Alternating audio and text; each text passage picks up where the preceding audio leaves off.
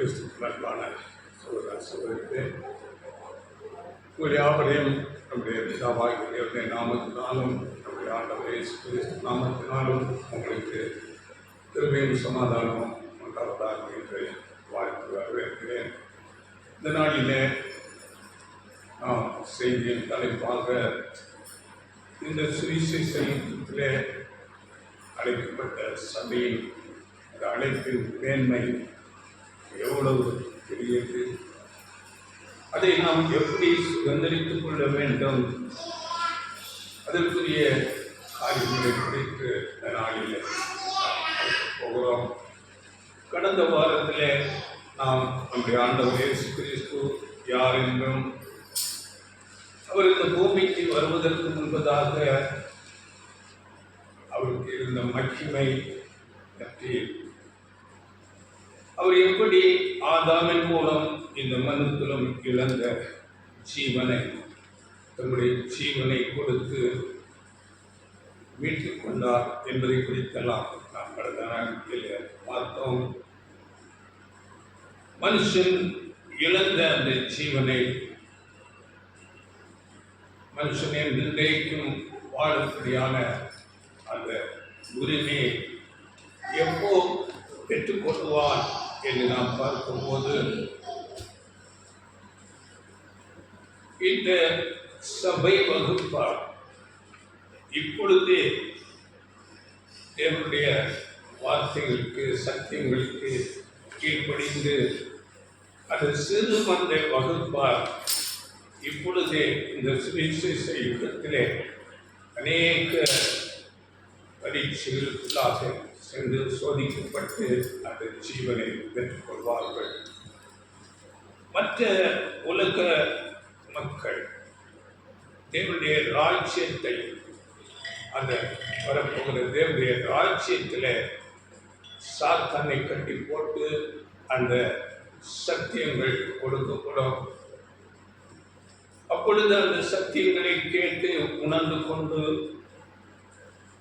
தேவனுக்கு கீழ்ப்படிந்து நீதியை கற்றுக்கொண்டு ஒரு பரிபூர்ண வளர்ச்சி பெற்று இனி பாவமே செய்ய மாட்டேன் என்ற ஒரு நிலைக்கு வரும்போது அந்த நித்தியமாக வாழக்கூடிய ஒரு ஜீவனை பெற்றுக்கொள்வார்கள். இதை குறித்து நாம் கடந்த வாரத்தில் பார்த்தோம். அப்பொழுது ஆண்டவர் இயேசு கிறிஸ்து சொல்லிக் கொடுத்த அந்த ஜெபத்திலே, பரலோகத்திலே உம்முடைய சித்தம் செய்யப்படுகிறது போல இந்த பூமியில் உம்முடைய சித்தம் செய்யப்படுவதாக என்ற அந்த காரியங்கள் நிறைவேறும். அந்த நேரத்திலும் கீழ்ப்படியாதவர்கள், இவருடைய ராஜ்யத்தில் சத்தியத்தை கேட்டு கீழ்ப்படியாதவர்கள் இரண்டாம் மரணத்துக்குள்ளே போவார்கள் என்று சொல்லுகிறது. அதனால இப்பொழுது சபை வகுப்பார் அநேக சோதனைகளுக்குள்ளாக போய் உறுதியாக சத்தியத்திலே நிலைத்து நிற்கும் போது தேவனுக்கு முழுமையாக தங்களை அர்ப்பணித்து கீழ்ப்படியும் போது இந்த ஒரு சாவாமை உள்ள ஜீவன் அந்த சிறு மந்தைக்கு கொடுக்கப்படுகிறதாக இருக்கிறது.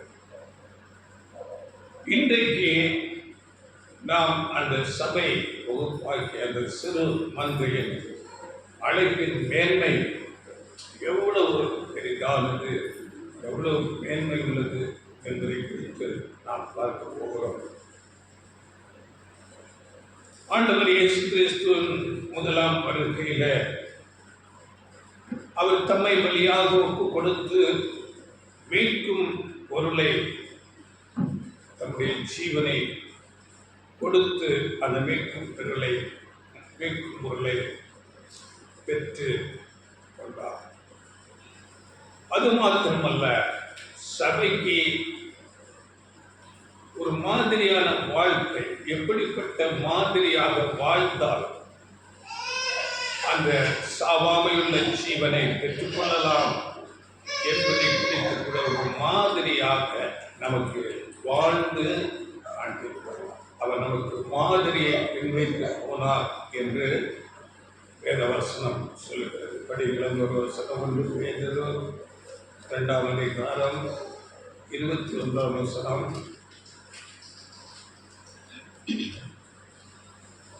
இதற்காக நீங்கள் அழைக்கப்பட்டும் இருக்கிறீர்கள், ஏனெனில் கிறிஸ்துவும் உங்களுக்காக பாடுபட்டு நீங்கள் தம்முடைய அடிச்சுவடுகளை தொடர்ந்து வரும்படி உங்களுக்கு மாதிரியை பின்வைத்து போனார். மாதிரியை பின்வைத்து இதற்காகவே நீங்கள் அழைக்கப்பட்டிருக்கிறீர்கள் என்று அங்கே வேதத்திலே நாம் பார்க்கிறோம். நாம் இந்த உலகத்திலே நாம் அறிந்திருக்கிறபடி நாம் ஒரு பில்டிங் இல்லாவிட்டால் ஒரு வீடு கட்டுகிறோம் என்றால் அதற்கு ஒரு மாதிரி வரைபடத்தை வரைவதோடு வரைந்து அதன் மாதிரியின்படியே அந்த வீடு இல்லாவிட்டால் பில்டிங் கட்டி முடிக்கப்படும். அப்படியே ஆண்டவர் இயேசு கிறிஸ்துவின் வாழ்க்கை நமக்கு ஒரு மாதிரியாக இருக்கிறது. அவரை நாம் மாதிரியாக பார்த்து அவர் வாழ்ந்தது போல வாழ்க்கையை அமைத்துக் கொள்ள வேண்டும். நம்முடைய பிதாவாகிய தேவனுடைய இந்த பெரிதான ரட்சிப்பின் திட்டம் அது எந்தவித ஒரு தொய்வும் இல்லாமல் தொடர்ந்து நடந்து கொண்டே இருக்கிறது. அதை குறித்து நாம் அறிந்திருக்கிறோம். தலையாக ஆண்டவர் இயேசு கிறிஸ்து ஆயத்தமாக்கி முடிந்தது. இப்பொழுது சரீர வகுப்பாராக சபை ஆயத்தமாக்கிக் கொண்டே இருக்கிறது. நாம் அறிந்திருக்கிறோம், ஆண்டவர் இயேசு கிறிஸ்து ராஜாதி ராஜா என்று சொல்லப்பட்டிருக்கிறது. வெளிப்படுத்தல் 1ஆம் அதிகாரம் 5ஆம் வசனத்தில் அவர் ராஜாக்களுக்கு அதிபதி என்று சொல்லப்பட்டிருக்கிறது. அப்படியாக ஆண்டவர் இயேசு கிறிஸ்து அவர் பூரணமாக தன்னுடைய ஓட்டத்தை முடித்து அப்படியாக இருக்கிறார். அவர் ராஜாக்களுக்கு அதிபதி மாத்திரமல்ல, மகா பிரதான ஆசாரியர் என்று வேதம் சொல்லுகிறது. அப்படியே சபை வகுப்பாராகிய இந்த சிறு மந்தை ராஜாக்கள் மாத்திரமல்ல ஆசாரியர்கள் என்றும் சொல்லப்பட்டிருக்கிறது. இது வெளிப்படுத்தல் 1:6 ராஜாக்களாகவும் ஆசாரியர்களாகவும் இருப்பார்கள் என்று சபை வகுப்பாரை குறித்து சொல்லப்பட்டிருக்கிறது. அதனால 1 பேதுரு 2ஆம் அதிகாரம் 4-5 வசனத்தில் கூட தேவன் அதற்காக சபையை தெரிந்து கொண்டிருக்கிறார் என்று நாம் படிக்கிற 1 பேதுரு 2:4-5 மனுஷரால் தள்ளப்பட்டதாயினும் தேவனால் தெரிந்து கொள்ளப்பட்டதும் வெளியேற பெற்றதுமாயிருக்கிற ஜீவனுள்ள கல்லாகிய அவரிடத்தில் சேர்ந்தவர்களாகிய நீங்களும் ஜீவனுள்ள கற்களைப் போல ஆவிக்கேற்ற மாளிகையாகவும் இயேசு கிறிஸ்து மூலமாய் தேவனுக்கு பிரியமான ஆவிக்கேற்ற பலிகளை செலுத்தும்படிக்கு பரிசுத்த ஆசாரிய கூட்டமாகவும் கட்டப்பட்டு வருகிறீர்கள். பரிசுத்த ஆசாரிய கூட்டமாக கட்டப்பட்டு வருகிறீர்கள். இங்கே ஆண்டவர் இயேசு தேவனால் தெரிந்து கொள்ளப்பட்ட ஒரு வெளியேறப்பெற்ற கல், மூளைக்கல், தலைக்கல் என்று கூட சொல்லுகிறார்கள். அப்படியே அவரிடத்தில் சேர்ந்தவர்களாகிய நீங்களும் என்று சொல்லும்போது இதுதான் சபை வகுப்பாரை அடையாளப்படுத்துகிறது. இதை குறித்து நீங்கள் இன்னும் எபேசியர் 2ஆம் அதிகாரம் 20-22 இந்த வசனங்களை நீங்கள் படித்து பாருங்கள். அங்கே அப்போஸ்தலர்கள் தீர்க்கதரிசிகளின் அவர்கள் அஸ்திவாரங்களாகவும் நாம் அதில் ஜீவனுள்ள கற்களைப் போல அங்கே இசைவாக கூட்டி கட்டப்பட்டு வருகிறோம் என்று சொல்லப்பட்டிருக்கிறது. பரிசுத்த ஆலயமாக அங்கே தேவனுடைய வாசஸ்தலமாக கூட்டி கட்டப்பட்டு வருகிறது என்று சொல்லப்பட்டிருக்கிறது. அதனால ஆண்டவர் இயேசு கிறிஸ்துவின் அந்த முதலாம் வருகையிலிருந்து இன்று வரையிலும் 2000 வருடமாக இந்த ஒரு ஆலயம் கட்டப்பட்டு கொண்டே இருக்கிறது. அப்படி என்றால் பாருங்கள், இந்த ஆலயத்தில் மூலைக்கல் ஆண்டவர் இயேசு கிறிஸ்து, அதிலே அஸ்திபாரங்களாக பில்லர்களாக அப்போஸ்தலர்கள் இருக்கிறார்கள். சபை மற்ற வகுப்பாளர்களால் அதிலே ஜீவ கற்கள் போல இசைவாக்கு கட்டப்பட்டு கொண்டு வருகிறார்கள். இந்த 2000 வருடங்களாக இந்த சபை கட்டப்பட்டு கொண்டிருக்கிறது என்றால் இந்த சபையின் தேர்வு எவ்வளவு ஒரு மேன்மையான ஒரு தேர்வாக இருக்கிறது என்று யோசனை பண்ணி பாருங்கள். அந்த சபை வகுப்பாராக மாறுவதற்கு நாம் எப்படிப்பட்ட வாழ்க்கை வாழ வேண்டும்? இதுதான் ஆண்டவர் இயேசு கிறிஸ்து நமக்கு மாதிரியாக காண்பித்திருக்கிறார். ஆண்டவர் இயேசு கிறிஸ்து இந்த சபைக்கு தலை என்று இருக்கும்போது அந்த சரீர வகுப்பார் ஆண்டவர் இயேசு கிறிஸ்துவை போலவே பிதாவாகிய தேவனுக்கு முற்றிலுமாக கீழ்ப்படிதலை காண்பிக்க வேண்டும்.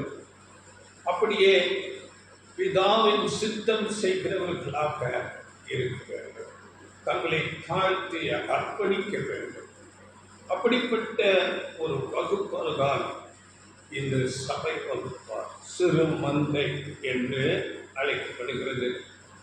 2000 வருடங்களாக தேர்வு செய்யப்படுகிறது. இந்த 2000 வருடத்தில்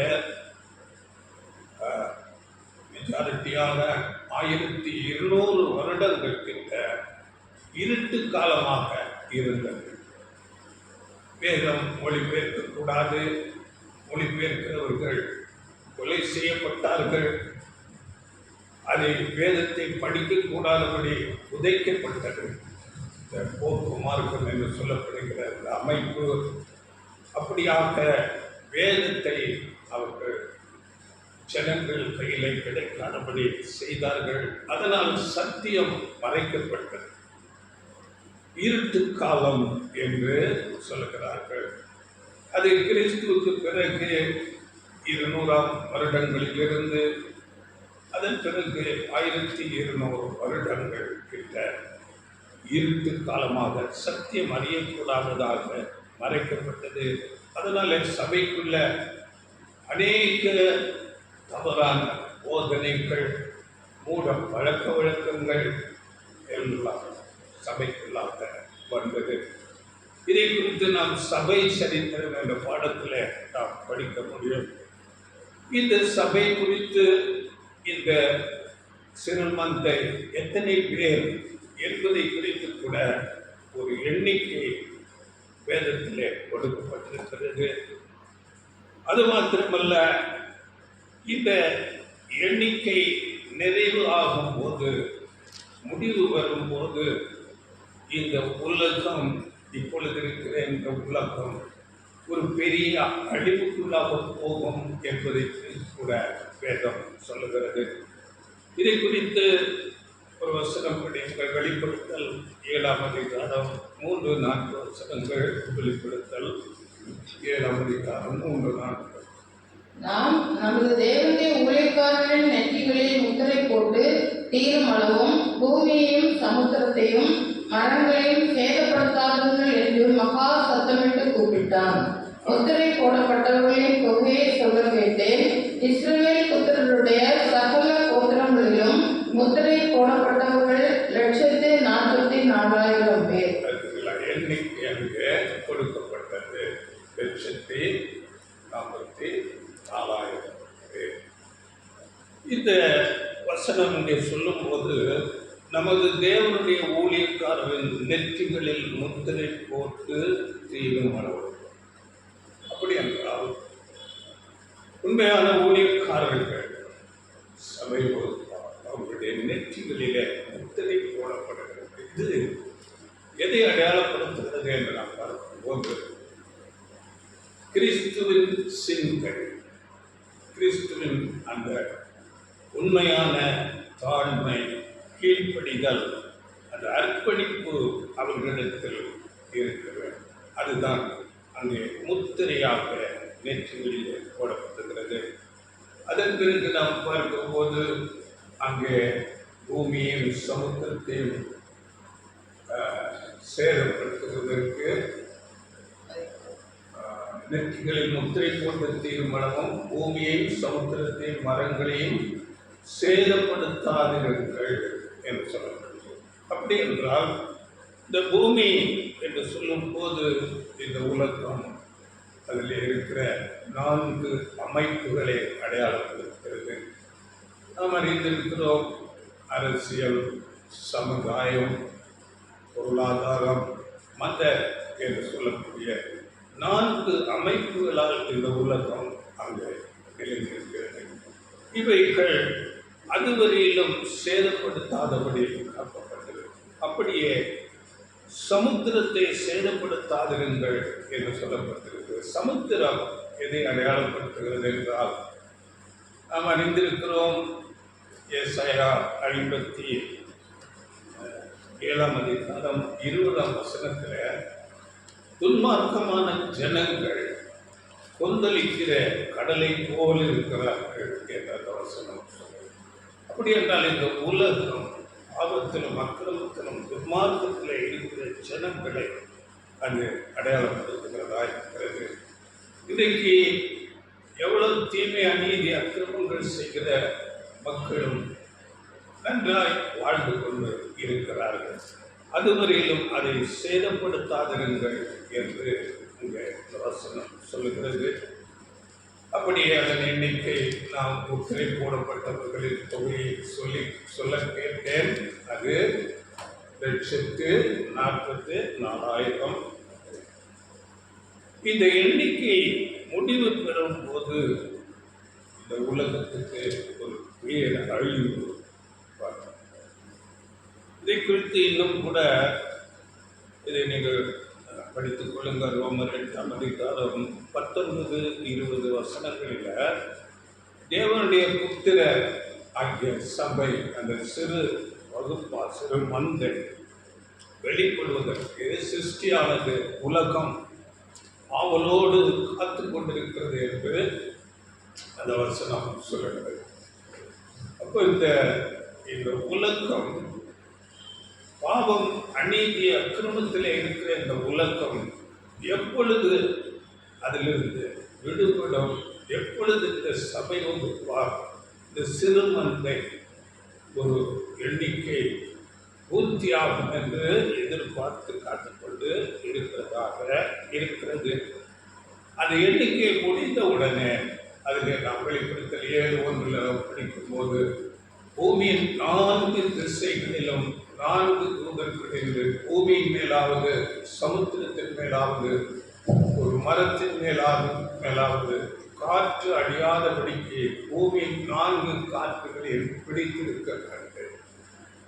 அப்போ இந்த 4 காற்றுகளையும் இந்த எண்ணிக்கை முடிவு ஆகும் போது சபை வகுப்பாருடைய எண்ணிக்கை அங்கே பூரணமாகும் போது இந்த காற்றை விட்டு விடுவார்கள்.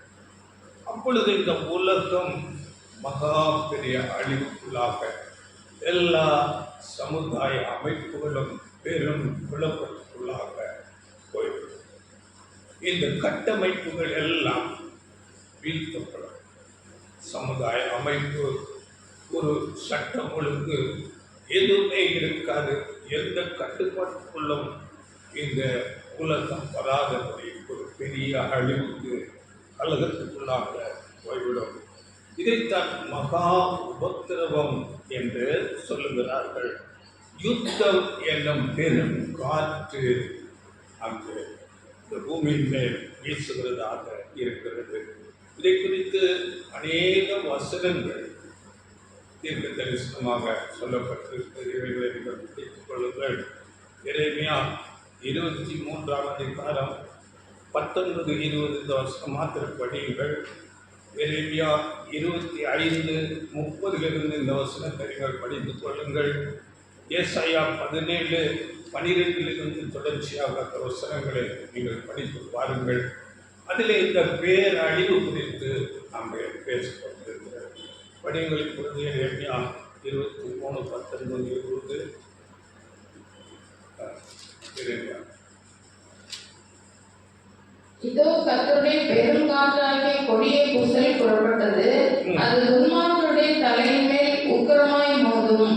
கர்த்தர் தம்முடைய இருதயத்தின் நினைவுகளை நடப்பித்து நிறைவேற்றும் அளவும் அவருடைய கோபம் தணியாது. கடைசி நாட்களில் அதை நன்றாய் உணர்வீர்கள். கர்த்தருடைய பெரும் காற்றாகிய கொடிய பூசல், பெரும் காற்றாகிய கொடிய பூசல். இதுதான் யுத்தங்கள், பெரிய அழிவு, நாசமோசங்கள் வருகிறதா இருக்கிறது. இந்த யுத்தங்களை குறித்து இன்னும் ஏசாயா வெளிப்படுத்தல் 16ஆம் அதிகாரம் 14ஆம் வசனத்தில் கூட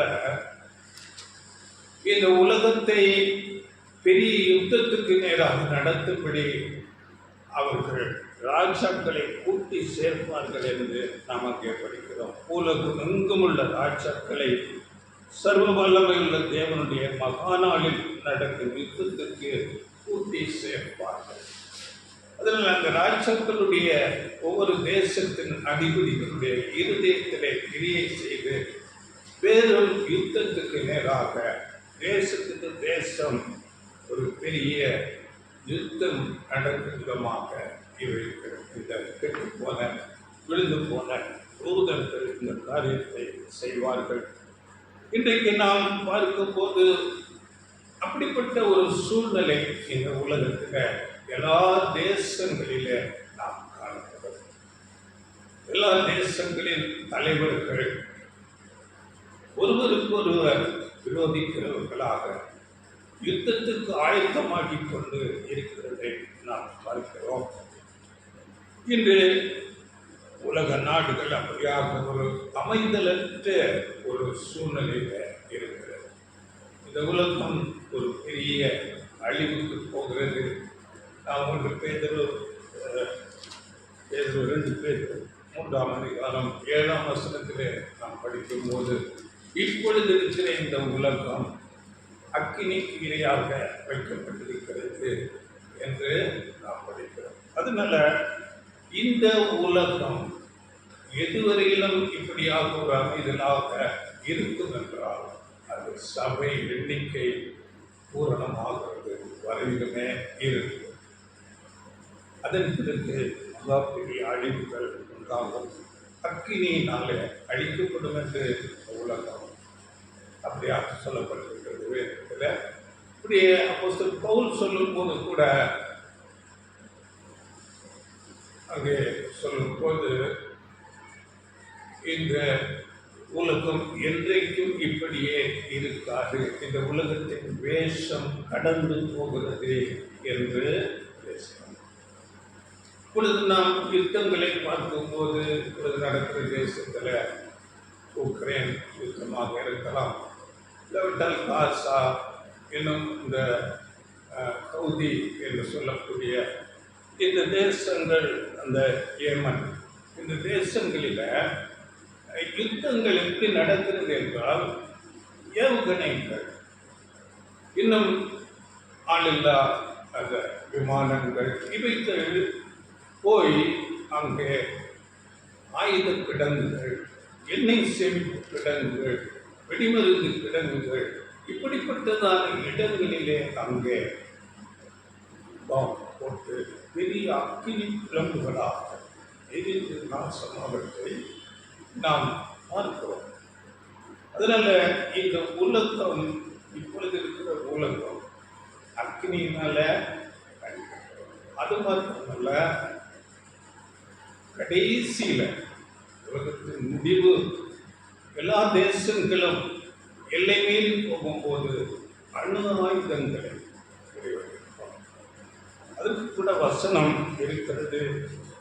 அணு ஆயுதங்கள் எப்படி ஆகிறது என்று சகரியா 14ஆம் அதிகாரம் 12ஆம் வசனத்தில் அங்கே ஒரு மனுஷன் இருக்கும்போது அவருடைய சதை அப்படியே உருகி போய் அது பெரும் அக்கினி அந்த ஹீட்னால அப்படிப்பட்டதாக மாறும்.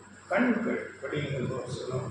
எருசலேமுக்கு விரோதமாக யுத்தம் பண்ணின எல்லா ஜனங்களையும் கர்த்தர் வாதிக்கும் வாதையாவது, அவர்கள் காலூன்றி நிற்கையிலும் அவருடைய சதை அழிந்து போகும், அவர்கள் கண்கள் தங்கள் குழிகளிலே கெட்டு போகும், அவர்கள் நாவு அவர்கள் வாயிலே அழுகி போகும்.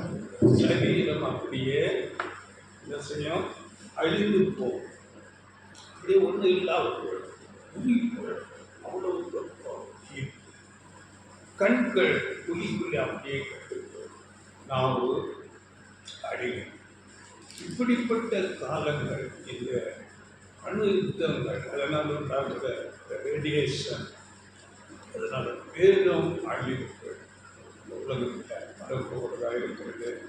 அதற்கு முன்பதாக சட்டம் ஒழுங்கு எல்லாம் சீர்கட்டு போய் ஒரே குழப்பநிலை உண்டாகும். ஒருவரை ஒருவர் விரோதிக்கப்படுவேன் என்று சொல்லப்படும்.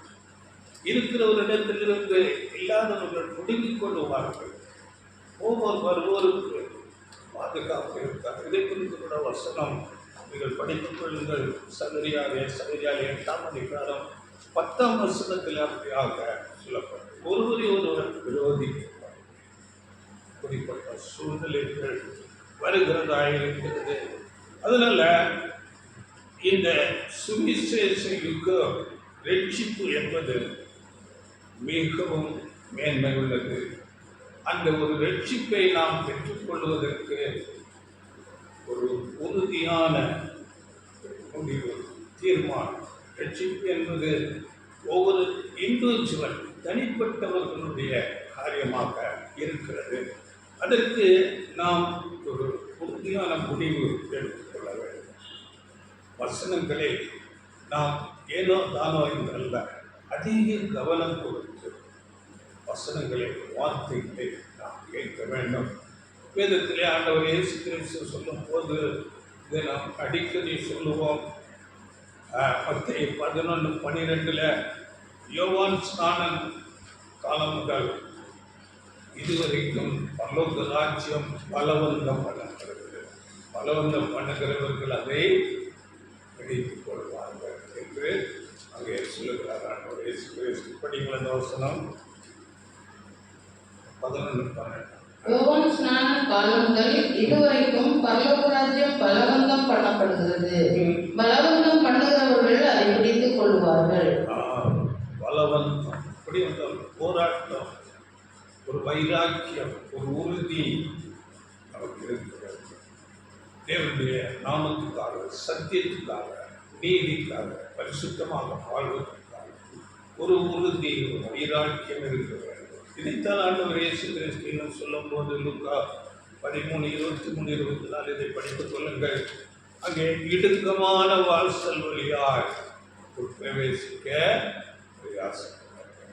அநேகர் உட்பிரவேசிக்க வகை தேடினாலும் அவர்களால் கூடாமல். அதனால இது இந்த ஒரு விசேஷித்த ரட்சிப்பு, இது ஒவ்வொரு தனிப்பட்டவர்களுடைய பொறுப்பாக இருக்கிறது. உலக காரியங்களை கொண்டு நாம் அவைகளையே பார்த்து கொண்டிருந்தால் இந்த ரட்சிப்பை இழந்து போகிறோம். அதனால அதிக கவனம் அவைக்குரிய விஷயத்துக்கு, தேவனுடைய வார்த்தைக்கு, தேவனுடைய நாமத்துக்காக தெரிந்ததற்கு அதிக முக்கியத்துவம் கொடுக்கிறதாக, உறுதி வைராக்கியம் பாராட்டுகிறவர்களாக நாம் இருக்க வேண்டும்.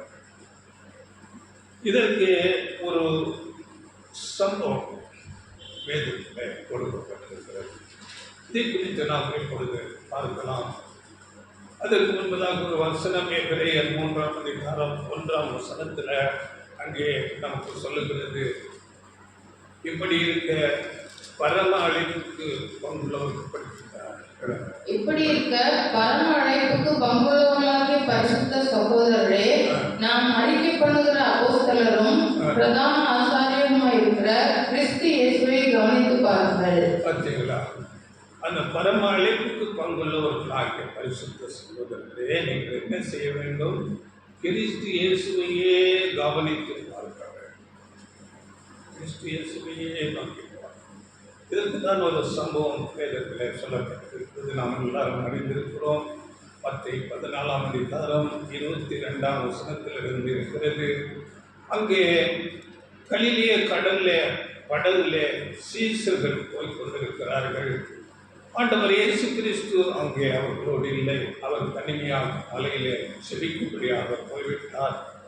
அங்கு பெரிய எதிர்காற்று அந்த படகை அங்கே கொந்தளிக்கும் விதமாக பெரிய புயல் அலைகள் அங்கே அடிக்கிறது. அப்பொழுது இவர்கள் பயந்து நடுங்குகிறார்கள். சீசர்கள் அங்கே எதிர்காற்று பலமாய் அடிக்கிறது. அந்த இடத்துல ஆண்டவர் இயேசு அங்கே சொல்லப்பட்டிருக்கிறது, 4ஆம் ஜாமத்திலே அந்த கொந்தளிக்கிற புயல் காற்று அலைகளின் மத்தியிலே ஆண்டவர் இயேசு நடந்து வருகிறார். இவர்கள் பார்த்து பயப்படுகிறார்கள். ஆவேசம் என்று சொல்லப்பட்டது பேய் பிசாசு போல அவர்களுடைய பார்வைக்கு படுகிறது. இவர்கள் அதனால் பயப்படுகிறார். ஆவேசம், பேய் வருகிறது, பிசாசு வருகிறது. அப்பொழுது ஆண்டவர் இயேசு அங்கே பயப்படாதீர்கள், நான் தான் என்று அங்கே ஆண்டவர் இயேசு சொல்லுகிறார். அப்பொழுது பேதுரு, இவைகளை நீங்கள் படித்து பாருங்கள். பேதுரு என்ன சொல்லுகிறார், ஆண்டவரே அது நீங்களாக இருந்தால் நானும் என்ற கடலில் நடக்க வேண்டும் என்று சொல்லுகிறார். அப்படியே சரி நீ நட வா என்று சொல்லும் போது படகிலிருந்து இறங்கி ஆண்டவர் இயேசுவை பார்த்து கொண்டே அவர் கடலின் மேல் நடந்தார் என்று சொல்லப்பட்டிருக்கிறது. ஆனால் கொஞ்ச நேரத்தில் அவன் அந்த பெரும் காற்று கொந்தளிக்கிற அந்த அலைகள் இவைகளை பார்த்து அமிழ்ந்தோம். ஆண்டவர் இயேசுவை பார்த்து கொண்டே நடக்கும் போது அங்கே நடக்கிறார். ஆனால் எப்பொழுது அந்த கடலையும் அந்த புயல் கொந்தளிக்கிற காற்றையும் கடலையும் பார்க்கும்போது அங்கே அமிழ்ந்து போகிறார். ஆனாலும் ஆண்டவரே ரட்சியம் என்று சொல்லும் போது அவர் கையை நீட்டி அங்கே பேதுருவை தூக்கி அவரை ரட்சிக்கிறார். இது நம்முடைய வாழ்க்கை. படகு என்று சொல்லும் போது விசுவாச கப்பல் என்று வேதத்தில் சொல்லப்படும்.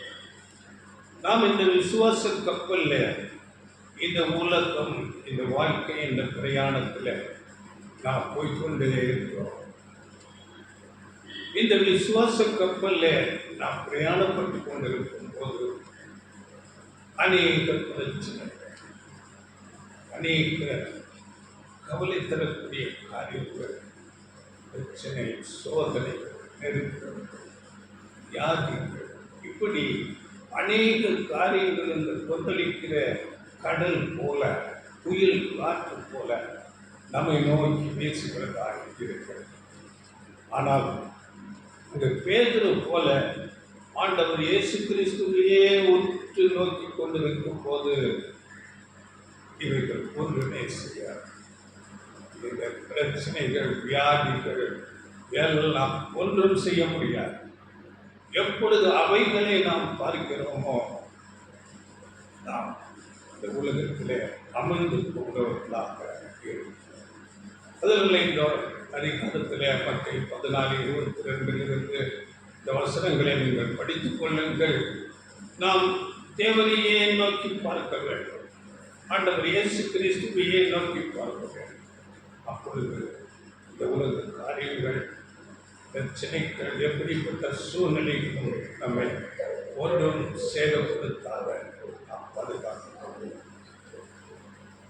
யோவான் 15ஆம் அதிகாரத்தில் ஆண்டவர் இயேசு இப்படியாக சொல்லுகிறார். 18 to 21 வசனங்களை நீங்கள் படித்து பாருங்கள்.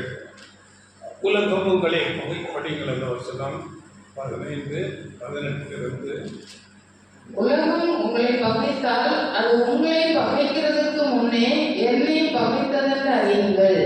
நீங்கள் உலகத்தாராய் இருந்தால் உலகம் தன்னுடையதை சிநேகித்திருக்கும். நீங்கள் உலகத்தாராய் இராதபடியினாலும் நான் உங்களை உலகத்திலிருந்து தெரிந்து கொண்டபடியினாலும் போனாலும் உலகம் உங்களை பகைக்கிறது. உலகம் உங்களை பகைக்கும். உங்களை பகைக்கும் போது அது என்னை பகைத்தது, அதற்கு முன்பதாக என்னை அறிந்து கொள்ளுங்கள். இது உலகத்தால் ஆதிக்கிறாததான் அநேக நெருக்கங்கள், சோதனைகள், ஆண்டுகளின் மத்தியில் ஆண்டவர் இயேசுவையே கவனித்து பார்க்கும்போது அவைகள் நம்மை ஒன்றுமே செய்யாது. அதனால உலகத்தில் உங்களுக்கு உபத்திரம் உண்டு, ஆனால் திடன் கொள்ளுங்கள் என்று ஆண்டவர் இயேசு சொல்லியிருக்கிறார். இயேசுவையே நாம் நோக்கி பார்த்து கொண்டு போட வேண்டும். அதிக நேரம், நேரத்தில் அதிக நேரத்தில் தேவனுடைய வார்த்தைகளை தியானிப்பது, தேவனுடைய சமூகத்திலே அதிக நேரம் செலவிடுகிறது. சபத்தில் தேவனுடைய ஊழியர்கள், தேவனுடைய நாமத்துக்காக நிற்கிற இந்த காரியங்களிலே நாம் அதிக கவனம் செலுத்தும் போது அவர்கள் நம்மை பாதிக்கிறார்களே. ஆண்டவர் இயேசு நம்மை பார்த்துக் கொள்வார். அதனால பாருங்கள், ஆண்டவர் இயேசு லூக்கா 14ஆம் அதிகாரத்தில் 25, 26 வசனங்களில் அங்கே சொல்லும் போது அநேக ஜனங்கள் அவரை பின்பற்றி போகிறார்கள்.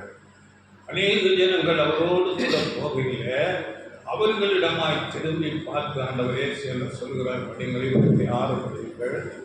யாதொருவன் என்னிடத்தில் வந்து தன் தகப்பனையும் தாயையும் மனைவியையும் பிள்ளைகளையும் சகோதரரையும் சகோதரிகளையும் தன் ஜீவனையும் வெறுக்காவிட்டால் எனக்கு சேஷனாய் இருக்க மாட்டான். பார்த்தீங்களா?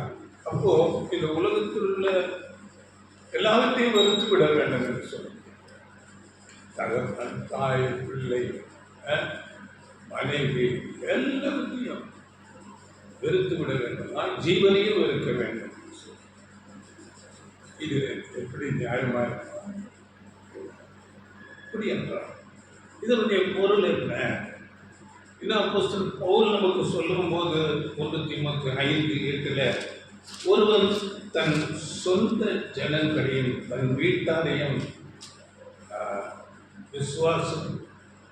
ஒருவன் தன் சொந்த ஜனங்களையும் விசேஷமாக தன் வீட்டாரையும் விசாரியாமல் போனால் அவன் விசுவாசத்தை மறுதலித்தவனும் அவிசுவாசியிலும் கெட்டவனுமாய் இருப்பான். வேதம் இப்படி சொல்லுகிறது. பவுல் மூலமாக பரிசுத்த ஆவியினாலே சொல்லப்பட்ட வார்த்தை, விசாரிக்க வேண்டும், வீட்டார் விசுவாசிக்க வேண்டும், அவங்க விசாரிக்க வேண்டும். ஆனால் ஆண்டவனே சொல்லுகிறார், தகப்பன், தாய், மனைவி, பிள்ளையை எல்லாவற்றையும் வெறுக்க வேண்டும். இதனுடைய பொருள் என்ன? அவர்களை நாம் விசாரிக்க வேண்டும். அவர்களுக்கு செய்ய வேண்டிய காரியங்களை நாம் நிச்சயமாக செய்ய வேண்டும். ஆனால் எல்லாம் தேவனுக்கும் ஆண்டவர் இயேசு கிறிஸ்துவுக்கும் தேவனுடைய காரியங்களுக்கும் அடுத்ததாக, இரண்டாவதாக அவைகளை நாம் முதலாவது கொண்டு வரக்கூடாது. அவைகள் எல்லாம் இரண்டாவது. முதலாவது தேவனுடைய அதே தேவ காரியங்களுக்கு நாம் அதிக முக்கியத்துவம் கொடுக்க வேண்டும். இன்றைக்கு பாருங்கள், அநேக ஆண்டவர் இயேசுவை எதற்காக பின்பற்றி போனார்கள் என்றால், இயேசு அவர்களை பற்றி அறிந்திருந்தார். அதனால் இப்படி பேசுகிறார். அநேக அவரோடு போகையில் அவர்களிடமாய் திரும்பி பார்த்து, இன்றைக்கு கிறிஸ்தவர்களே மெஜாரிட்டி நபர்கள் அநேக ஏதாச்சும் நன்மை கிடைக்குமா, ஆண்டவர் இயேசுவிடத்திலே அதற்கு தான் போனோம், என்ன நன்மை கிடைக்கும், சுகம் கிடைக்கும், ஆகாரம் கிடைக்கும் என்று அந்த மனநிலையை பார்த்து இப்படியாக பேசும். அதற்காக அவருக்காக நாம் என்ன செய்யலாம், அதை அப்படிப்பட்ட சிந்தையுடையவர்களாக இருக்கிறது. இன்றைக்குள்ள ஊழியர்கள் கூட இதே மனநிலையிலே ஜனங்களை ஏமாற்றிக் கொள்வது. ஒரு ஊழியர்காரர் சொல்லும் போது, நீங்கள் எவ்வளோ அதிகமாக காணிக்கை கொடுக்கிறீர்களோ அவ்வளவாக உங்களே ஆசை. இது எப்படிப்பட்ட ஒரு காரியம்? என்ன நம்பிக்கையா? அதிகமாக கொடுக்கும்போது அறிவு கிடையாது, புரியல. தேவனிடத்தில் நாம் எப்படிப்பட்ட மனநிலையில் இருக்க வேண்டும் என்றால், எல்லாவற்றையும் பார்க்கலாம் ஆண்டவர் இயேசு கிறிஸ்துவுக்கும் நம்முடைய தேவனுக்கும் அவருடைய காரியங்களுக்கும் முதல் இடம் கொடுக்கிறதுதான். நமக்கு என்ன கிடைக்கும் என்று அல்ல, அவரை நாம் அதிகமாக நேசிக்க வேண்டும். அவருடைய காரியங்களுக்காக நாம் அதிக பிரயாசம் எடுக்க வேண்டும். இதை குறித்து இன்னும் ஜீவனையும் வெறுக்க வேண்டும் என்று சொல்லப்படுது. ஜீவனை வெறுக்கிற காரியம் இது எப்படி ஜீவனை வெறுக்குது என்று நாம் பார்க்கும் போது ஆண்டவர் இயேசு கிறிஸ்துவை குறித்து நாம் ஏற்கனவே பேசியிருக்கிறோம். 3 சந்தர்ப்பங்களிலே இந்த வார்த்தை சொல்லப்படுகிறது. அதாவது தன் ஜீவனை காக்கிறவன் அதை இழந்து போவார், தன் ஜீவனை இழந்து போகிறவன் அதை ரட்சித்துக் கொள்வார். இப்படிப்பட்டார். இது 3 சந்தர்ப்பங்கள்ல 3 இடங்களிலே இதே வசனம் சொல்லப்பட்டிருக்கு. அது எந்தெந்த சந்தர்ப்பம் என்று சொல்லும் போது நீங்கள் இதை படித்துக் கொள்ளுங்கள். மத்திய 16:25 இந்த வசனம் சொல்லப்படுகிறது. அங்கே எப்படிப்பட்ட சூழ்நிலை என்று சொல்லும் போது ஆண்டவர் இயேசு தான் வேதபாரகராலும் பரிசேயராலும் மரணத்துக்குள்ளாக போகிறேன் என்று சொல்லும் போது பேதுரு அவரை கடித்துக் கொள்ளுகிறார். உங்களுக்கு இது நேரிடக்கூடாது. ஆண்டவர் மேல் உள்ள அன்பிலே தான் பேதுரு அதை செய்கிறார். ஆனால் அவரை கடிந்து கொள்கிறார். அப்பாலே சாத்தானே சொல்லிக்கொண்டு தன் ஜீவனை இழந்து போகிறவன் அதை ரட்சித்துக் கொள்வான் என்று வசனங்கள் சொல்கிறார். அப்படி என்றால் நாம் காட்டுகிற ஒரு விதமான அன்பு கூட அது தேவனுக்கு விரோதமாக இருக்கிறது. இதுதான் இங்கே மனைவி, பிள்ளைகள், தகப்பன், தாய் இவர்களை வெறுத்து விட வேண்டும் என்று சொல்கிறது அர்த்தமாக இருக்கிறது. அப்படியே மத்திய 10:39 வசனத்திலே இதை நீங்கள் படித்துக் கொள்ளுங்கள். அது எந்த சந்தர்ப்பம் என்று பார்க்கும்போது ஆண்டவர் இயேசு சீசர்களை ஊழியத்துக்கு அனுப்புகிறார். ஊழியத்துக்கு போகும்போது ஓனாக்களுக்குள்ளே ஆடுகளை அனுப்புகிறது போல நான் உங்களை அனுப்புகிறேன் என்று சொல்லுகிறார். இன்னும் அநேக பிரச்சனைகள் வரும். அடிப்பார்கள், ராஜாக்களுக்கு முன்பாக நிறுத்துவார்கள். இவர்களுக்கு நீங்கள் பயப்பட வேண்டாம் என்று சொல்லி தைரியப்படுத்தி அங்கே அனுப்பும் போது இந்த வசனத்தை சொல்லுங்கள். அதனால ஜீவனை இழந்து போக நீங்கள் எதற்கும் பயப்பட வேண்டாம், தைரியமாக இருங்கள். அதை ஜீவனை இழந்தால் நீங்கள் அதை பெற்றுக்கொள்வீர்கள் என்று அந்த பொருள் வழியாக சொல்கிறார். இன்னொரு சந்தர்ப்பம் பாருங்கள், லூக்கா 17:33 இதே வசனம் அங்கே பேசப்படுகிறது. இது என்னவென்றால் 2ஆம் வருகை, ஆண்டவர் இயேசு கிறிஸ்துவுடைய 2ஆம் வருகை குறித்த அந்த காரியம் அங்கே சொல்லும் போது நோவா காலத்தில் நடந்தது போலும் நடக்கும், லோத்தின் காலத்தில் நடந்தது போலும் நடக்கும். அங்கே சொல்லும் போது லோத்தின் மனைவியை நினைத்து கொள்ளுங்கள். அப்போ லோத்தின் மனைவி பின்னிட்டு பாராமல் நீ ஓடி போகும் ஜீவத்தை என்று சொல்லும் போது அங்கே அவர்கள் பின்னிட்டு பார்த்து அதை ஒப்பு சொன்னாங்க. அப்போ அவர்கள் அந்த உலக காரியங்கள் அங்கே இருக்கிற அவர்களுடைய பொருட்கள், அங்கே இருக்கிற நிலம், ஐஸ்வர்யம், இவைகளை பார்த்து இவைகளை எல்லாம் விட்டு போகிறேனே என்று சொல்ல முடியும். அந்த நினைப்பு, அந்த சிந்தை அவர்கள் அங்கே திரும்பிப்பார்கள். இந்த இடத்திலே ஆண்டவர் இயேசு 33ஆம் வசனத்திலே இந்த வசனத்தை இதுதான் அங்கே ஜீவனையும் இழந்து போகிறது. உலக காரியங்கள் மேல அதிக கவலை, அதிகமான ஈடுபாடு, அதற்காக கவலைப்பட்டு அதிக ஆசைப்பட்டு கொண்டு இருப்பது, இதை விட்டுவிடாது. இதை வெறுக்க வேண்டும். தேவனுடைய காரியங்களுக்கு, தேவனுடைய நாமத்துக்கு என்று நம்முடைய தாளந்துகள் நமக்கு தெரிய, நம்முடைய நேரம், நம்முடைய பிரயாசம், நம்முடைய எல்லாத்தையும் நம்முடைய பலன், ஆரோக்கியம் எல்லாவற்றையும் தேவனுக்கு என்று அதிகமாக நாம் செலவு. இதைத்தான் இந்த வசனம் ஜீவனையும் வெறுக்க வேண்டும் என்று ஆண்டவர் இயேசு சொல்லுகிறார். அதனால ஆண்டவர் இயேசுவுக்காக, அவருடைய நாமத்துக்காக சீசர்கள் தங்கள் ஜீவனை விட்டுவிட அவர்கள் எப்பொழுது நாம் அவருக்காக மரணம் அடையலாம் என்ற ஒரு மனநிலையில் தான் அந்த சீசர்கள் போஸ்தலர்கள் இருந்தார். அந்த இயேசுவின் கடைசி ராப்போஜனம் இருக்கும்போது கூட அவர்களுடைய மனநிலை எப்படி இருந்தது என்றால், தங்களில் யாரும் கிடையவர் என்றது. ஆனால் எப்பொழுது அவர்கள் பரிசுத்த ஆவியை பெற்றுக்கொண்டார்களோ அதன் பிறகு அவருடைய நாமத்துக்காக தங்கள் ஜீவனை கொடுக்க அவர்கள் ஆயத்தமானார்கள்.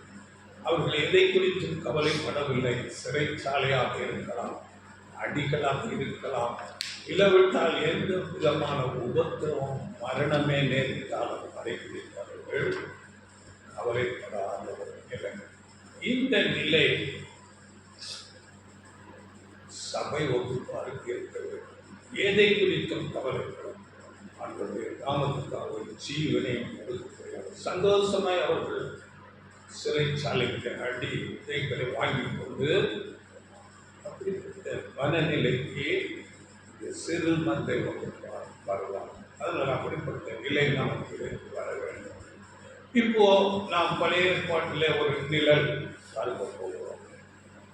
அந்த நிழல் புதிய ஏற்பாட்டில் பொருள் என்ன என்று நாம் பார்க்க போகிறோம். இதை நாம் அறிந்திருக்கிறோம். வம்சிக்க இஸ்ரவேலர் ஆபிரகாம் மக்கள் எகிப்து அடிமைத்தனத்தில் இருக்கிறார்கள். அந்த அடிமைத்தனத்திலிருந்து வனாந்திர வழியாய் அந்த எகிப்து அடிமைத்தனத்தில் விடுவிக்கப்பட்டு வனாந்திர வழியாய் அவர்கள் பிரயாணப்பட்டு கானான் தேசத்துக்கு நேராக போகிறார்கள். அப்படியே இன்றைக்கு ஆவிக்குரிய இஸ்ரவேலர்களாகிய நாம் இந்த உலகமாகிய எகிப்தின் அடிமைத்தனத்திலிருந்து பாவத்திலிருந்து விடுவிக்கப்பட்டு அரமக்கானாகிய பரலோகத்துக்கு நேராக நாம் இந்த உலக வாழ்க்கையாகிய வனாந்திர பிரயாணத்திலே நாம் சென்று கொண்டு இருக்கிறோம். இந்த வனாந்திர பிரயாணத்தில் அங்கே அந்த மாம்சீக இஸ்ரவேலுக்கு அவர்களோடு தேவன் வாசம் பண்ணும் விதமாக ஒரு ஆசரிப்பு கூடாரத்தை அங்கே அமைக்கும்படியாக தேவன் அங்கே மோசேக்கு கட்டளை கொடுக்கிறார். மோசேக்கு அதன் மாதிரியை காண்பிக்கிறார். மோசே மலை மேலே ஏறி அந்த மாதிரியை பெற்றுக் கொள்கிறார். யாத்திராகமம் 25ஆம் அதிகாரம் 40ஆம் வசனத்தில் மலையிலே உனக்கு காண்பிக்கப்பட்ட மாதிரியின்படியே அவைகளை செய்ய எச்சரிக்கையாயிரு என்று சொல்லி அந்த மாதிரியை காண்பிக்கிறார். அது அங்கே காண்பிக்கப்பட்டபடியே செய்ய வேண்டும், இல்லாவிட்டால் மரணம் வந்துள்ளது. அப்படியே யாத்திராகமம் 20:26-30 கூட இவ்விதமாக மலையின் மேல் உனக்கு காண்பிக்கப்பட்ட மாதிரியின்படியே வாசஸ்தலத்தை நிறுத்துவாயாக. இந்த ஆசரிப்பு கூடாரம் எதுக்கு என்று நாம் பார்க்கும்போது தேவன் அங்கே வாசம் பண்ணுவார்கள். அவர்கள் மத்தியிலே வாசம் பண்ண அந்த ஆசரிப்பு கூடாரம் அவர்கள் மத்தியிலே அங்கு அமைக்கப்படும். அதை சுற்றிலும் தூரமாக அவர்களுடைய அந்த தங்குகிற பாளையம் இருக்கும். இப்படியாக அமைக்கப்பட்டது. படிமலர்ந்த வசனம் 25 யாத்திராகமம் 25:8-9. அவருடைய நடுவிலே நான் வாசம் பண்ண எனக்கு ஒரு பரிசுத்த ஸ்தலத்தை உண்டாக்குவார்களாக. நான் உனக்கு காண்பிக்கும் வாசஸ்தலத்தின் மாதிரியின்படியும் அதனுடைய எல்லா தட்டுமுட்டுகளின் மாதிரியின்படியும் அதை செய்வீர்களாக. தேவன் வாசம் பண்ணுவதற்கு காண்பிக்கப்பட்ட மாதிரியின்படியாக செய்ய வேண்டும். இது ஆசிரியப்பு கூடாரம் குறித்து ஒரு பாடம் கூட இருக்கிறது. இதை நாம் பின்னால் பார்க்கலாம். இது எபிரேயர் 9:10 இந்த அதிகாரங்களிலே அங்கே பழைய ஏற்பாடு புதிய ஏற்பாடு ஒப்புமைப்படுத்தி பேசப்படுகிறது. நீங்கள் படித்துக் கொள்ளுங்கள். இங்கே தேவன் அவர்கள் மத்தியிலே வாசம் பண்ணும்படியாக ஒரு கூடாரத்தை அமைக்க சொல்கிறார். அது ஒரு மாதிரியை அங்கே மோசையில் மலை மேலே இப்போ நம்முடைய அழைப்பு அங்கு எப்படி ஆசரிப்பு கூடாரம் அங்கே தேவன் வாசம் பண்ணுவதற்கு அமைக்கப்பட்டதோ அப்படியே புதிய ஏற்பாட்டில் தேவன் வாசம் பண்ணுவதற்கு ஒரு ஆலயம் கட்டப்படுகிறது. அந்த ஆலயம் யார் என்று நாம் பார்க்கும்போது நமக்கு தெரியும். 1 கொரிந்தியர் 3:16 நீங்களே அந்த ஆலயம். நாமே ஆலயம். சபை குறித்து சொல்லுகிறார். சபை தேவனுடைய ஆலயம். இதை குறித்து நாம் படிக்கும்போது தேவன் கைகளினால் கட்டப்பட்ட ஆலயத்திலே வாசம் பண்ணுவதில்லை. புதிய பாட்டில் நாம் படிக்கும்போது இதை குறித்து வசனங்கள் நீங்கள் படித்துக் கொள்ளலாம். அப்போஸ்தலர் 7:47, அப்போஸ்தலர் 17:24 வசனங்களிலே கையினால் கட்டப்பட்ட ஆலயத்திலே தேவன் வாசம் பண்ணுவதில்லை. நீங்களே தேவனின் ஆலயம். புதிய ஏற்பாட்டிலே வாசம் பண்ணுகிற ஆலயமாக இந்த சபை வந்து இந்த ஆலயத்துக்கு ஒரு மாதிரி காண்பிக்கப்பட்டது. அங்கு எப்படி ஆசிரிப்பு கூடாரம் அமைக்கும்படி மாதிரி அந்த மலை மேலே காட்டப்பட்டதோ அப்படியே இங்கே புதிய ஏற்பாட்டில் ஒரு மாதிரி நமக்கு காண்பிக்கப்பட்டது. அதுதான் நம்முடைய ஆண்டவர் இயேசு கிறிஸ்து. அவர் அங்கே கொல்கத்தா என்ற மலையில் அவர் சிலுவையில் அங்கே மரத்திலே தொங்குகிறவராக நமக்கு மாதிரியாக அவர் காண்பிக்கப்பட்டார். இது முழு உலகத்திற்கும் அது ஒரு மாதிரி. ஆண்டவர் இயேசு கிறிஸ்துவே நமக்கு மாதிரியாக இருக்கிறார். நாம் அந்த மாதிரியை பார்த்து சரியாக கற்க வேண்டும். கற்க வேண்டும் என்றால் அவர் வாழ்ந்த வாழ்க்கை நமக்கு ஒரு மாதிரி.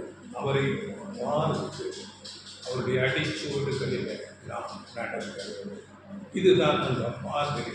அப்பொழுது தேவன் நம்மில் வாசம் பண்ணுகிறவராக இருக்கிறார். இதைத்தான் பேதுருவில் நம்ம படிக்கும் போது 1 பேதுரு 2:21 இதற்காகவே நீங்கள் அழைக்கப்பட்டிருக்கிறீர்கள். இதற்காகவே நீங்கள் அழைக்கப்பட்டும் இருக்கிறீர்கள். ஏனெனில் கிறிஸ்துவும் உங்களுக்காக பாடுபட்டு நீங்கள் தம்முடைய அடிச்சுவடுகளை தொடர்ந்து வரும்படி உங்களுக்கு மாதிரியை பின்பற்றினார். இயேசு கிறிஸ்து நமக்கு மாதிரி. அதனால நாம் தேவனுடைய ஆலயமாக மாறுவதே நம்முடைய அழைப்பு. அதற்காகவே அழைக்கப்பட்டது. வாசம் பண்ணுவதுமாக சரீரம் அமைகள் பரிசுத்தமாக தேவனுக்கு பிரியமானதை செய்கிறதா. ஆண்டவர் இயேசு கிறிஸ்துவிலே இதை நாம் பார்க்கிறோம். ஆண்டவர் இயேசு கிறிஸ்துக்குள்ளாக பிதாவாகிய தேவன் வாசம் பண்ணினார். அவர் தேவனின் ஆலயமாக இருந்தார். இதை குறித்து யோவான் 8:29 நான் எப்பொழுதும் தேவனுக்கு பிரியமானதை செய்கிறதையா அவர் என்னை தனியே இருக்க விடவில்லை என்று சொல்கிறார். அப்படி தேவன் அந்த இயேசு கிறிஸ்துவோடு கூட இருந்து அவர் வாசம் பண்ணி கொண்டு இருக்கிறார். அப்படியே இன்னொரு இடத்துல சொல்லும்போது யோவானில் சீசர்கள் அவர் மரணத்துக்கு போகும் அந்த சந்தர்ப்பத்தில் சொல்லும்போது யோவான் 16:32 படிங்கள். இதோ நீங்கள் சிதறுண்டு அவனவன் தன் இடத்துக்கு போய் என்னை தனியே விட்டுவிடும் காலம் வரும். அது இப்பொழுது வந்திருக்கிறது. ஆனாலும் நான் தனிக்கிறேன். பிதா என்னுடனே கூட இருக்கிறார். பிதா எப்பொழுதும் அவரோடு கூட இருக்கிறார். நான் தனிக்கிறேன். இதுவரை தேவன் ஆண்டவர் இயேசு கிறிஸ்துவிலே வாசம் பண்ணினார். அப்படியே சபை இன்றைக்கு தேவனும் ஆண்டவர் இயேசு கிறிஸ்துவும் நமக்குள் வாசம் பண்ணும்படியாக விரும்புகிறார்கள். அவர் நமக்கு உள்ளாக வாசம் பண்ணும்படியாக அதற்கேற்ற விதமாக அவருக்கு பிரியமான வாழ்க்கை வாழ அழைக்கப்பட்டிருக்கிறோம்.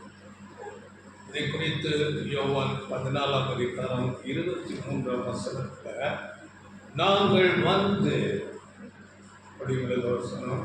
இயேசு அவருக்கு பிரதியுத்தரமாக, ஒருவன் என்னில் அன்பாயிருந்தால் அவன் என் வசனத்தை கைக்கொள்வான், அவனில் என் பிதா அன்பாயிருப்பார், நாங்கள் அவனிடத்தில் வந்து அவனுடைய வாசம் பண்ணுவோம். நாங்கள் அவனிடத்தில் வந்து அவனுடைய வாசம். இதுதான் அழைப்பு. அப்படிப்பட்ட அழைப்புக்கு சபை அழைக்கப்பட்டது.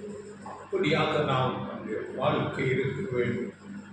தேவனுக்கு ஆண்டவர் இயேசு கிறிஸ்துவுக்கு பிரியமாக இருக்கிறது. இன்னும் நீங்கள் படித்துக் கொள்ளுங்கள். ஆண்டவர் இயேசுடைய ஜெபத்திலே யோவான் 17:21-23 கூட நாம் அப்படியாக ஆண்டவர் இயேசு கிறிஸ்து நமக்குள்ளாகவும் பிதாவாகிய தேவன் நம்மோடு கூட இருக்கிறதாக அந்த வசனங்கள் சொல்லப்படும். அதாவது இப்படிப்பட்ட ஒரு வாழ்க்கை வாழும்போது தான் முதல் அந்த சபை வகுப்பாராக மனவாழ்க்கையாக நாங்கள் அவரோடு கூட வாழ்க்கை செய்கிறவர்களாக அந்த ஆசீர்வாதத்திலே நாம் வர முடியும். அப்படிப்பட்ட வாழ்க்கை வாழ வேண்டும்.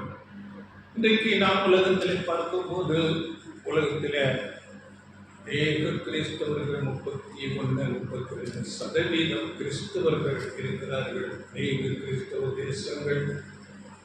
எல்லா கிறிஸ்தவர்களும் பரலோகத்துக்கு போய்விடுவார்களா என்றால் இல்லை, அப்படி இல்லை. அதே ஞான ஸ்நானம் எடுத்திருக்கிறவர்கள் கூட அநேகர் இருக்கிறார்கள். தேவனுக்கு நானும் உட்கார்ந்து வாழ்கிறேன் என்று உடன்படிக்கை செய்து அவரோடு ஞான ஸ்நான உடன்படிக்கை செய்தவர்கள் எல்லாரும் பரலோகத்துக்கு போகிறார்களா என்றால் அது கூட இல்லை. இது எப்படி என்றால் ஆண்டவர் இயேசு கிறிஸ்து சொல்லும் போது அவர் ஞான ஸ்நானம் எடுத்த பிறகு சொல்லுகிறார், நான் முழுக வேண்டிய இன்னும் ஒரு ஸ்நானம் உண்டு, அது வரும் வரையிலும் நான் எவ்வளவோ நெருக்கப்படுகிறேன் என்று சொல்லுகிறார். இந்த வசனம் 12:50. ஆகிலும் நான் முழுக வேண்டிய ஒரு ஸ்நானம் உண்டு, அது முடியும் அளவும் எவ்வளவோ நெருக்கப்படுகிறது. மரணத்தை குறித்து பேசுகிறேன். மரண பரியந்தம் அந்த ஒப்பு கொடுத்த அந்த வலியின் ஜீவியம் இருக்க வேண்டும். முடிவு பரியந்தம் நிலை நிற்பவனே ரட்சிக்கப்படுவோம்.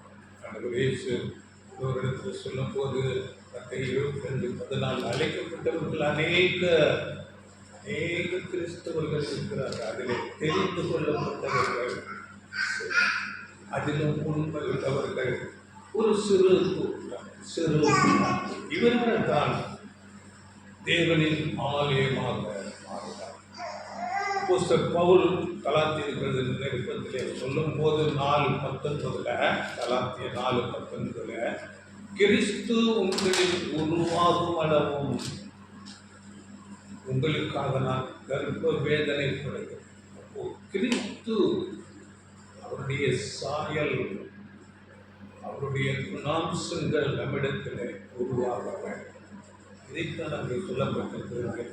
இன்னொரு இடத்துல வசனம் ரோமர் 13:14 கிறிஸ்துவை நாம் தரித்துக் கொள்ள வேண்டும். கிறிஸ்துவை எப்படி நாம் தரித்துக் கொள்வது? அவருடைய குணாம்சங்கள் நம்மிடத்திலே வெளிப்படுகிறதாக இருக்க வேண்டும். இதைத்தானே பேசிய 4ஆம் அதிகாரம் 22-24 வசனங்கள் படித்துக் கொள்ளுங்கள். பழைய மனுஷனை கலைந்து போட்டு உங்கள் உள்ளத்திலே புதிதான ஆவி, புதிதான சிந்தை உடையவர்களாகி மெய்யான நீதி பரிசுத்தத்திலும் தேவனுடைய சாயலாக சிருஷ்டிக்கப்பட்ட புதிய மனுஷனை, புதிய மனுஷன், இதுதான் ஆண்டவர் இயேசு கிறிஸ்து. அவருடைய சாயல் நம்மிடத்திலே ஆண்டவர் இயேசு கிறிஸ்துவை போல முழுவதுமாக பிதாவாகிய தேவனுக்கு கீழ்ப்படிதல், தன்னை அர்ப்பணிப்பது, சுயத்தை விட்டுக் கொடுப்பது, அங்கே தாழ்மை, நான் சாந்தம் மனத்தாழ்மையுமாயிருக்கிறேன். அப்படிப்பட்ட தாழ்மை, கீழ்ப்படிதல், மரணபரியந்தம் நீங்கள் படித்துக் கொள்ளுங்கள். பிலிப்பியர்ல 2ஆம் அதிகாரத்தில் 6 நாம் படிக்கும் போது, அவர் தேவனுடைய ரூபமாயிருந்தும் தேவனுக்கு சமமாயிருப்பதை கொள்ளையாடின பொருளாக வேண்டும், தம்மை வேறுக்கு அடிமையாக்கி மனுஷ சாய்வான இப்படி நம்மை தாழ்த்த வேண்டும். இப்படி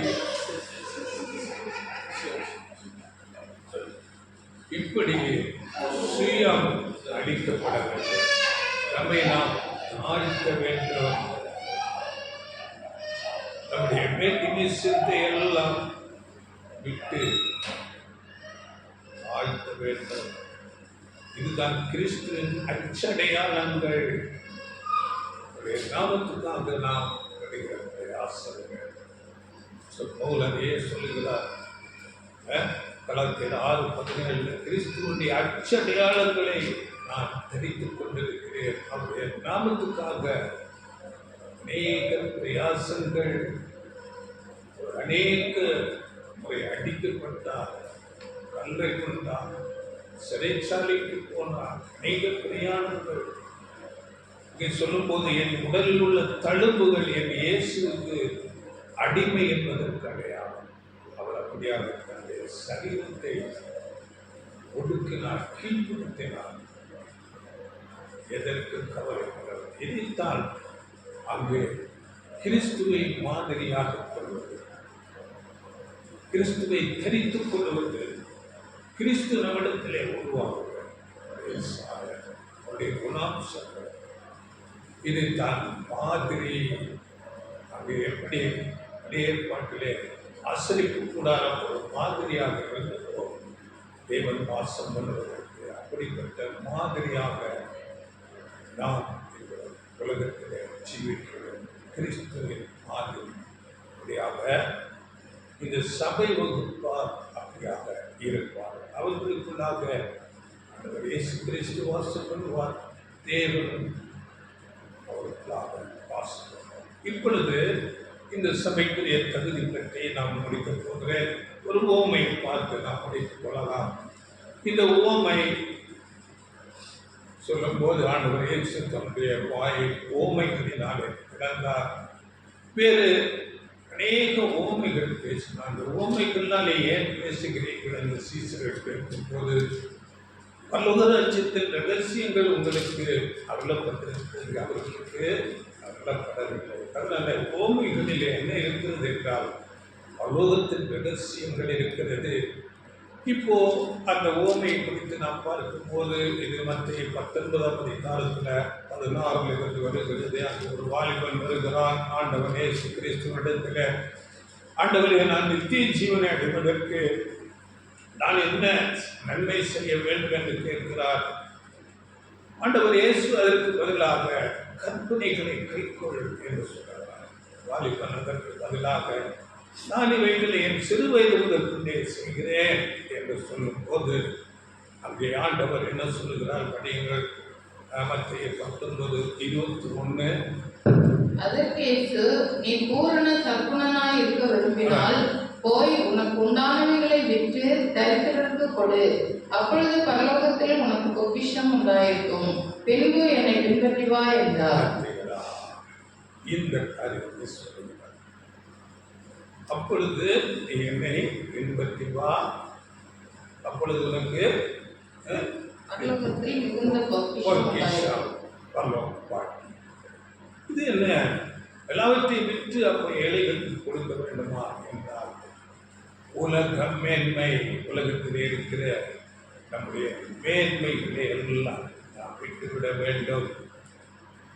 அவைகளை நாம் அற்பமாக விட்டு அவைகளை மேன்மையாக இல்லாமல் கிறிஸ்துவுக்காக ஒரு பலியின் ஜீவியம் ஜீவிக்க வேண்டும். அவைகள் தேவைதான் இந்த உலகத்தில், ஆனால் அவைகளையே மேன்மையாக இல்லாமல் வலியின் ஜீவியம் ஆண்டவர் இயேசு கிறிஸ்துவை போல அவருடைய அடிச்சுவடுகளிலே நாம் நடக்க வேண்டும். அவன் அங்கே மிகுந்த ஆஸ்தியுடையவனாய் இருந்ததினால் இதை கேட்ட போது துக்கமடைந்தவனாய் போய்விட்டான். ஆண்டவர் இயேசு கிறிஸ்து எவ்வளவு ஐஸ்வர்யம் உள்ளவர்! இந்த பூமி தேவனுடைய சிருஷ்டிப்புகள் சகலமும் அவரை கொண்டு அவருக்கென்றும் சிருஷ்டிக்கப்பட்டது. அவர் எல்லாவற்றையும் விட்டு மனுஷனாக பூமியில் அப்படிப்பட்ட ஒரு தாழ்மை, இவையெல்லாம் வீணானது, மாயானது, நிலையில்லாதது. குறிப்பிட்ட மைண்டு நமக்கு வர வேண்டும். இதை குறித்து இன்னும் சொல்லும் போது அங்கே ஒரு உண்மை சொல்லுகிறார். மத்திய 19:23-24.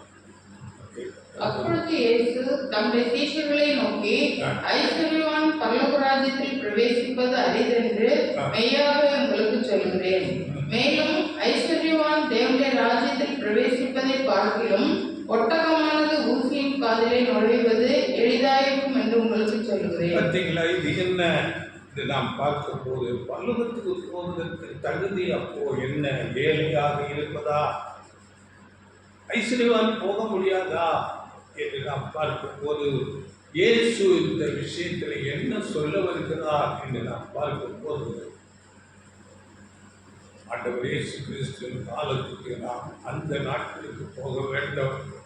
அங்கே போகும்போது எருசலேம் பட்டணம், அந்த எருசலேம் பட்டணத்துக்கு அதன் உள்ளே வருவதற்கு 7 வாசல்கள் இருந்தது. ஒவ்வொரு அந்த பெரிய வாசல்கள் பக்கத்திலே ஒரு சிறிய வாசல் இருக்கும். நாம் இப்பொழுது சிறைச்சாலைகள் ஜெயில்களுக்கு போனால் அங்கே ஒரு பெரிய வாசல் இருக்கும், அதை எப்போ திறக்க மாட்டார்கள். அதில் ஒரு சிறிய வாசலில் அதில் கொண்டு வந்து கொண்டு இதே போல ஒரு வாசல், பெரிய வாசல், அதில் சிறிய வாசல். இப்போ அந்த நாட்களிலே வியாபாரிகள் ஒட்டகங்களிலே பிரயாணப்பட்டு தங்கள் பொருட்களை ஏற்றுக்கொண்டு வியாபாரம் செய்வார்கள். அதை திரும்பி வரும்போது அந்த வாசல் அங்கே தாமதத்துக்கு வரும்போது அந்த வாசல் மூடப்பட்டு வரும். பாதுகாப்புக்காக அந்த சிறிய வாசல் திறந்துடும். அதிலே ஒட்டகம் நுழைந்து வர முடியாது. இதையே அடையாளப்படுத்தி அங்கே பேசுகிறார். அந்த சிறிய வாசலுக்குள்ளே நுழைந்து திரும்ப பட்டணத்துக்குள்ளே வர வேண்டும் என்றால் அந்த வியாபாரிகள் என்ன செய்வார்கள்? அந்த ஒட்டகத்தின் மேல் இருக்கிற எல்லா சுமைகளையும் கீழே இறக்கிவிட்டு அதன் பிறகு அந்த ஒட்டகத்தை கீழே கால் மடக்கி நின்று தவழ்ந்து அப்படியாக அந்த சிறிய வாசல் வழியாக உள்ளே தவறு. இதிலே என்ன பாடம் இருக்கிறது என்று நாம் பார்க்கும்போது, அங்கே ஒட்டகத்தின் மேலே உள்ள சுமைகளை அந்த வியாபாரி கீழே இறக்கி வைக்கிறார். அதன் பிறகு அந்த ஒட்டகம் காலை மடக்கி மண்டியிட்டு அது தவிழ்ந்து குனிந்து கஷ்டப்பட்டு உள்ளே வரார்கள். இதிலே பரலோகத்தின் ரகசியம் இருக்கிறது. அந்த வியாபாரியின் அந்த செயல், அந்த ஒட்டகத்தின் குணாம்சம், இவைகள் நமக்கு பாடமாக இருக்கிறது. அப்படி என்றாலும் அந்த மனுஷன் ஒட்டகத்துக்கு மேலே இருக்கிற எல்லா சுமைகளையும் கீழே இறக்க வேண்டும். மனுஷன் தன்னுடைய நிலையை விட்டு கீழே இறங்க வேண்டும். அது எப்படி என்றால், நான் பெரிய வேலை செய்கிறவன், பெரிய படித்திருக்கிறேன், நான் பணக்காரன், எனக்கு அந்த பேர் புகழ் அந்தஸ்து இருக்கிறது, இவை எல்லாவற்றையும் விட்டு கீழே இறங்குவது இதிலெல்லாம் அற்பமானது என்ற மனநிலைக்கு வர வேண்டும். தாழ்மை கட்டளையிடப்படுகிறது. இதுதான் அந்த ரகசியம். ஒட்டகம் காலை மடக்கி குனிந்து தவழ்ந்து வர வேண்டும், அப்படியே தன்னை தாழ்த்த வேண்டும். தாழ்மையுள்ளவர்களுக்கு தேவன் கிருபை அளிக்கிறார். அப்படியே லேவியராகமம் 20:7 நீங்கள் படித்துக் கொள்ளுங்கள். உங்களை பரிசுத்தப்படுத்தி பரிசுத்தமாயிருங்கள், தேவனுடைய கட்டளைகளை கைக்கொண்டு நடவுங்கள். தாழ்மை, கீழ்ப்படிதல், அந்த சுமைகளை இறக்க வேண்டும். அப்படி என்றால் நாம் சிலுவை சுமக்க வேண்டும். ஆண்டவர் இயேசு கிறிஸ்துவின் அடிச்சுவடுகளை பின்பற்ற வேண்டும். இயேசு சொன்னார், என்னை பின்பற்றி வர விரும்புகிறவன் தன்னைத்தான் வெறுத்து சிலுவை சுமந்து என்னை பின்பற்றி வர வேண்டும்.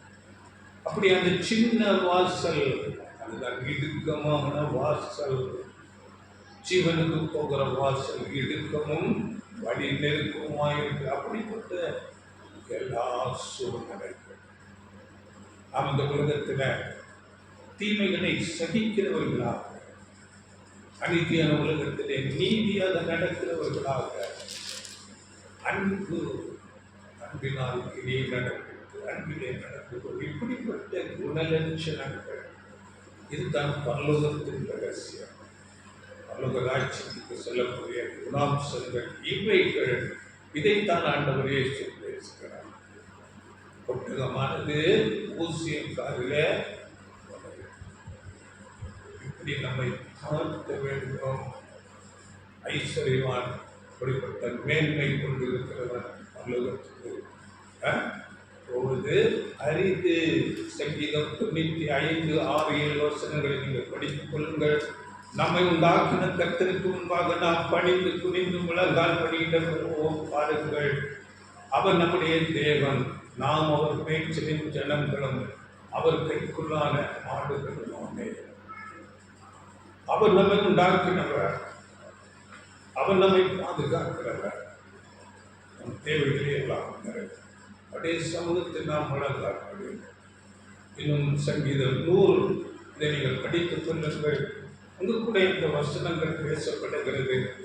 அதனால நம்முடைய அழைப்பு ஆண்டவர் இயேசு கிறிஸ்துவின் சாயலுக்கு ஒப்பாக மாறுவது. அவருடைய குணாம்சங்கள், அவர் தேவனுக்கு எப்படியாக தம்மை தாழ்த்தினாரோ, கீழ்ப்படைந்தாரோ, அப்படிப்பட்ட ஒரு குணாம்சம் நமக்கு அது யாராயிருந்தாலும் பிரசங்கிக்கிற நானாயிருந்தாலும் அப்படிப்பட்ட குணாம்சம் வந்தால் பரலோகராஜ்யத்துக்கு நாம் போக முடியும். இப்பொழுது நாம் சபையின் அழைப்பு எவ்வளவு மேன்மையானது, அதற்கு நாம் எப்படிப்பட்ட குணாம்சமுடையவர்களாக மாற வேண்டும் என்பதை நாம் பார்த்தோம். அதனால் பரலோகம் பிதாவாகிய தேவனிடமும் ஆண்டவர் இயேசு கிறிஸ்துவிடமும் நாம் அவருடைய ஜீவன், அவரை போன்ற ஒரு ஜீவன் பெற்றுக்கொள்ள போகிறோம். சாவாமை, அழியாமை என்ற ஜீவன் ஏதாவது ஆண்டவர் இயேசு கிறிஸ்துவை போல ஜீவன் மிகவும் மேன்மையானது. நாம் இந்த உலகத்தில் பார்க்கிற ஆடு, மாடுகள், மிருகங்கள், இன்னும் பறவைகள், விருட்சங்கள் எல்லாவற்றுக்கும் ஜீவன் இருக்கிறது. சாதாரண கொசு கூட ஜீவன் இருக்கிறது. ஆனால் ஜீவன்களில் வித்தியாசம் இருக்கிறது. தேவனுடைய ஜீவன், ஆண்டவர் இயேசு கிறிஸ்துவின் ஜீவன், சாவாமை உள்ள ஜீவன். அப்படிப்பட்ட ஜீவனை பெறுவதற்கு நாம் எப்படிப்பட்ட பிரயாசங்களை எடுக்க வேண்டும், உறுதி வைராக்கியம் காண்பிக்க வேண்டும். தூதர்களுக்கும் மேலான ஒரு ஆசீர்வாதம். பவுல் சொல்லும் போது, தூதர்களையும் நீங்கள் நியாயம் தீர்ப்பீர்கள் என்று அறியீர்களா? தூதர்களையே நியாயம் தீர்க்கக்கூடிய ஒரு அதிகாரம், தூதர்களுக்கு மேலான ஒரு ஆசீர்வாதம் நமக்கு கொடுக்கப்படுகிறது. அதனால இதற்கேற்ற பிரயாசங்களை நாம் எடுக்க வேண்டும். யோவான் 17:24 ஆண்டவர் இயேசு அங்கே செபிக்கும் போது சீசர்களை பார்த்து அங்கே சீசர்களுக்காக செபிக்கிறார். யோவான் 17:24, பிதாவே, உலக தோற்றத்திற்கு முன் நீர் என்னில் அன்பாயிருந்தபடியினால் நீர் எனக்கு தந்த என்னுடைய மகிமையை நீர் எனக்கு தந்தவர்கள் காணும்படியாக நான் எங்கே இருக்கிறேனோ அங்கே அவர்களும் என்னுடனே கூட இருக்க விரும்புகிறேன். எங்கே இருக்கிறேனோ அங்கே அவர்களும் என்னுடனே இயேசு கிறிஸ்துவோடு இருக்கிறார். அதனால வெளிப்படுத்தல் 20:6 கூட முதலாம் உயிர்த்தெழுதலுக்கு பங்குள்ளவன் பாக்கியவானும் பரிசுத்தவானுமாயிருக்கிறான். இவர்கள் தேவனுக்கும் கிறிஸ்துவுக்கும் முன்பாக ஆசாரியராயிருந்து 1000 வருஷம் அவரோடு கூட ஆளுகை செய்வார். அப்படிப்பட்ட மேன்மை சபைக்கு கொடுக்கப்படுகிறது. நல்ல கடைசியாக படியுங்கள். வெளிப்படுத்த 3ஆம் அதிகாரம் 21ஆம் வசனம். ஜெயம் கொள்ளுகிறவன் என்னோடு கூட என்னுடைய சிங்காசனத்தில் உட்காரும்படி அருள் செய்யப்படி. நான் ஜெயம் கொண்டு என் பிதாவுடைய சிங்காசனத்திலே அவரோட கூட உட்கார்ந்தது போல ஜெயம் கொள்ளுகிறவன் எவனோ அவனும் என்னுடைய சிங்காசனத்தில் என்னோட கூட உட்காரும்படிக்கு அருள் செய்வார். ஜெயம் கொள்ள வேண்டும். அதற்கு விடாமுயற்சி பலவந்தம் பண்ணுகிறவர்கள் அதை பிடித்துக் கொள்கிறார். அங்கே நாம் வைராக்கியமாக போராட வேண்டும். நல்ல போராட்டம் போட்டு முடித்து இது முதற்கொண்டு இப்படிப்பட்ட மேலான ஆசீர்வாதத்தை பெற தேவனுடைய கிருபை நடத்துதல் எல்லாருக்கும் இருக்கும்படியாக வேண்டிக் கொள்வோம். இந்த சத்தியங்களை கொடுத்த நம்முடைய பிதாவாகிய தேவனுக்கும் ஆண்டவர் இயேசு கிறிஸ்துவுக்கும் துதியை ஸ்தோத்திரத்தை செலுத்திக் கொண்டு வார்த்தைகளை